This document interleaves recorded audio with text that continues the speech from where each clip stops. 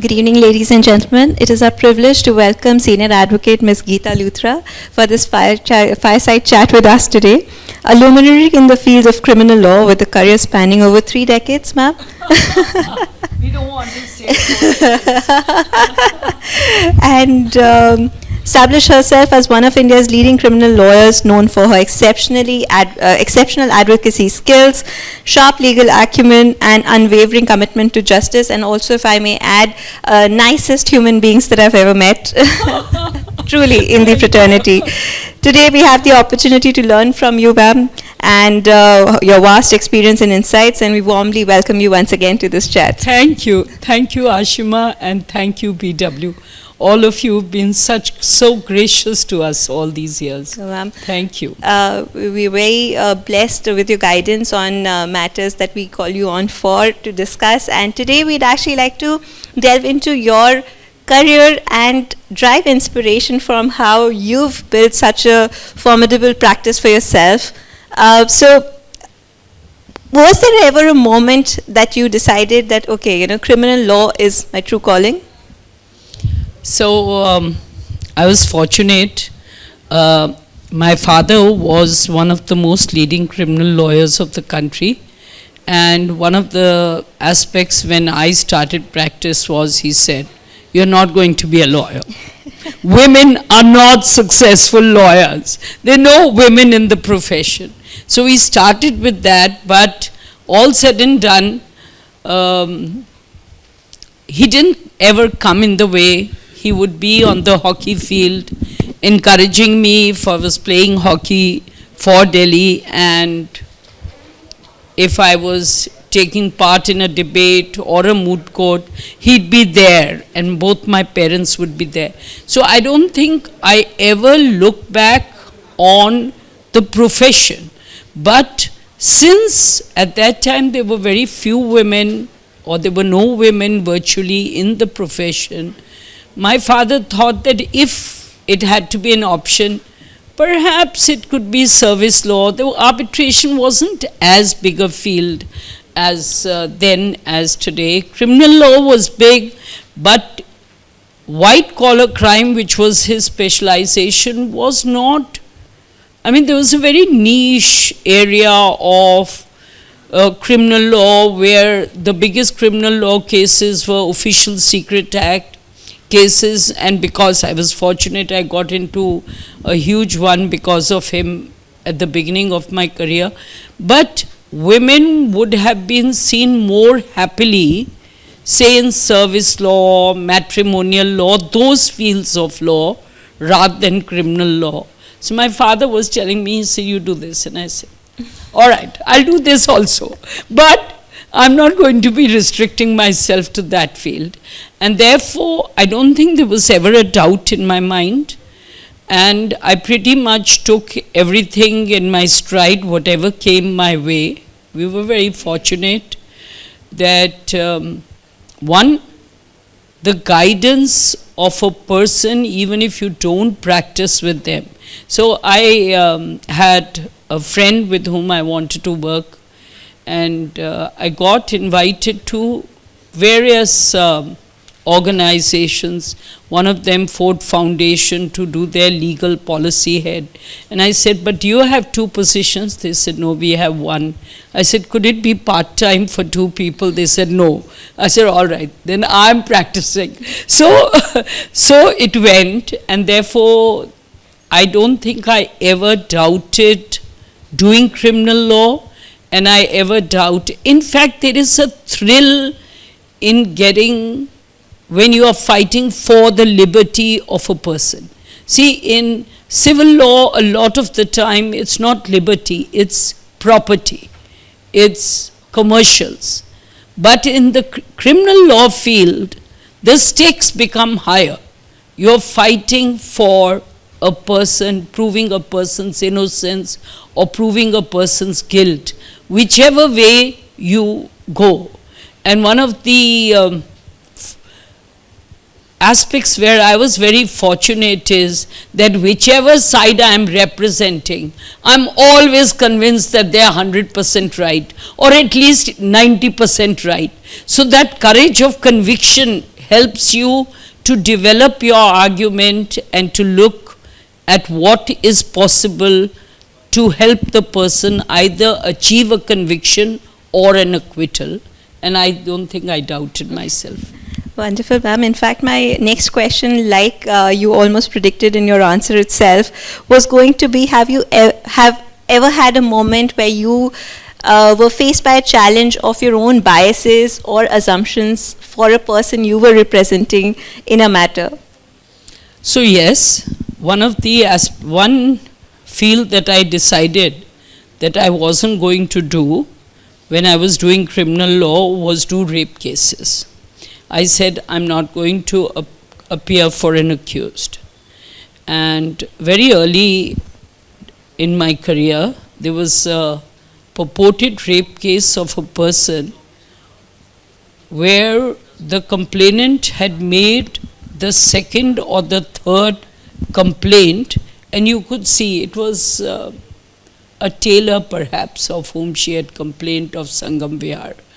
And you could make out that it was a doctored complaint because the tailor was working for a design house and therefore not doing badly, but not well off. You know, he was living, but maybe he was better off than the lady. And so I said, look, but my conviction prevents me, and my promise to myself, I've broken that promise a couple of times later in life. But my promise to myself that I never do a rape case for a man or an accused is going to stand in my way. And I didn't do it. And I watched while in the sidelines, and I asked, in fact, my father to do the matter because I thought it was perhaps genuine, but since I'd promised this to myself, I said, I'm not doing it. And sure enough, the Supreme Court saw that this person had made, and nobody else was looking, because rape has always been looked at with so much abhorrence and as something which is so heinous to society that it militated even against the trial court, the sessions, the high court, even to look at the bail. But the Supreme Court looked at the two similar FIRs the lady had lodged, which were like verse for verse against another two accused, and said, you know, this is a trumped up case, and gave bail. But I didn't appear. I said I can't. So yes, the courage of your convictions sometimes comes against you. And I've had this question asked to me for various controversial criminal cases, sometimes pertaining to Me Too movement, sometimes others, where I've been questioned, how can you be doing this, Ms. Luthra? And then you have to answer according to your conscience, whatever you think is right. And if you are really not convinced of a person's case, and if your heart is not in it, I feel sometimes we shouldn't be doing it for commercial purposes, because more justice would be done if someone else defends the case. So I think that's the only thing. Most cases I take in my stride, and I feel very strongly that an accused has an equal chance of defense. There are very often two sides to a coin. So it's not always all black or all white. Sometimes there are shades of gray, and sometimes what may appear black is white.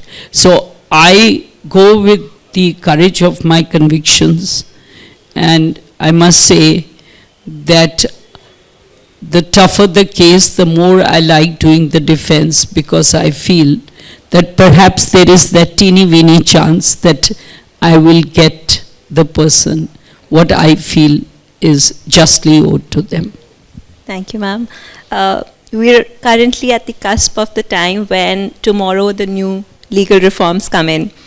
What is your advice to the gathering here on building a career from your experience into something, stepping into something new. Of course, it comes with the background of the, the laws that we've seen and studied, and for the students who've actually, possibly mugged up the CPCs and IPCs with section by section.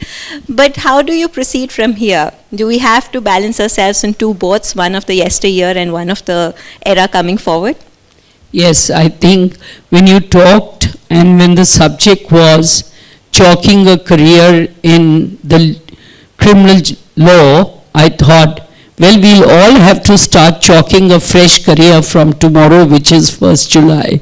Whatever careers we've had in the past, now is going to be a new career because we'll have to learn all our 420Bs, 420 all over again. And I am telling you that according to me, this old wine in new bottle with some changes needed. And this is what I think of all legislation within India. I'm not restricting it to these three criminal laws. We do not have enough lawmakers who are educated in lawmaking. I don't mean parliament. I mean lawmakers, say, in the ministry, in the law commissions, who look clause by clause, sentence by sentence, phrase by phrase, to see is the expression legally tenable or are we leaving loopholes? Why would a PMLA need so many amendments? Why should an arbitration act need so many amendments? And why should the criminal laws be turned upside down? Retaining a lot of their substance, maybe 80% of their substance, but changing the nomenclature and sections. So having said that, I can see a sign saying time is up, and I'm very happy because there's going to be a very, very long answer, and the closing session won't begin if I were to start giving the answer. So all I can say is, I think we need to actually ruminate about it. We need to think about the new laws. We need to take out the sections where there are changes and just have final looks at it through expert committees before we actually start, because we already have so much pending litigation. We're going to enhance it many times over. The police, I read in Bombay, is just rushing to file the FIRs under the old provisions. From tomorrow, the new provisions will start, or will they do it under the old provisions? Everybody is confused, and they've had only 5 days of training. You can't have 5 days of training over this. So I can only say, good luck to everyone who's starting a criminal law career. Thank you. Thank you, ma'am. Before we finish this, I know time's up. One last word of advice to our students and lawyers and women and, everybody. The first day that you step in court, what would be your advice to them? What to take in, what to go expecting, and how to build the career ahead? So my first advice to anyone who does criminal law, and this is despite the fact that they've been very successful criminal lawyers who've started at the top from Supreme Court and High Court and who've never come to trial court, is for God's sake do some criminal trials. Please start with criminal trials. Learn. I go sometimes to the High Court and Supreme Court and I see that those who haven't, and it's actually contemptuous virtually to say it, but those who haven't done trials don't know what cross-examination is to the extent. They don't know what proving evidence is. They don't know, because even if you do 2 trials or 3 trials or 4 trials, it's enough. You'll get a foothold to understanding law. Ultimately, to practice law, you may be very efficient, you may be very competent, you may be, one of the most erudite of speakers, but you need to know the basics of law, and I think to do a trial is to know the basics of law. Thank you. Thank you, ma'am. Thank you so much for this wonderful conversation. Thank you all. Thank you.